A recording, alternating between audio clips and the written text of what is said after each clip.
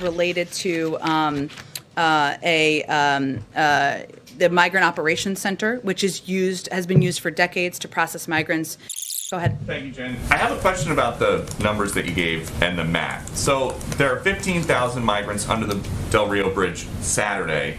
If you add up the ones that you say were expelled or released, it's less than 5,000. Say there's 5,000 that are still left. Where's everybody else? I'm happy to get you a more fruitful rundown for you, if helpful, from the Department of Homeland Security. Okay, and when you talk about how some of these people are being placed in removal proceedings, that does not mean removed, correct? That means they're in the process of going through a removal proceeding so that it can go through the process, our immigration process that's long been in place.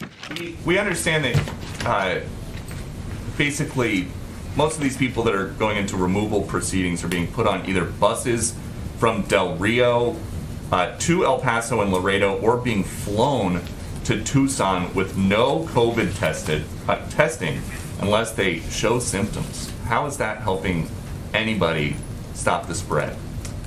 Again, we have a protocol and process in place as it relates to COVID in terms of testing and quarantining, and also vaccines are provided for a range of migrants by our partner organizations in the region. What is happening now is that, as I outlined yesterday, is that if individuals cannot be expelled under Title 42, they are placed in removal proceedings, as you referred to. That may require them being placed in ICE detainment facilities, or it may require being given a notice to appear, where biometric data and other data is taken.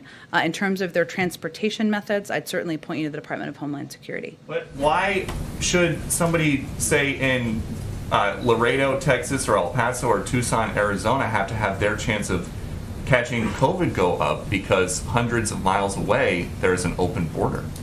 Well, there certainly is not an open border.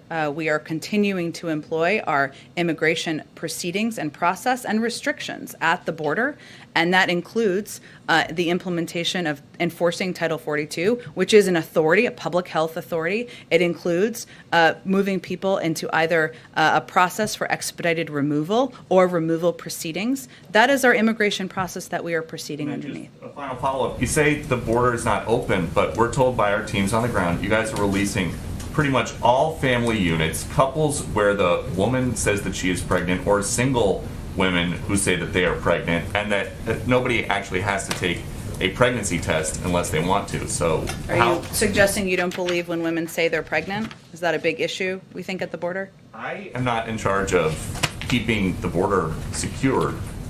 Do you guys think are. Pregnant women are posing a big threat to the border? You tell me. To the border communities? Is that a big issue?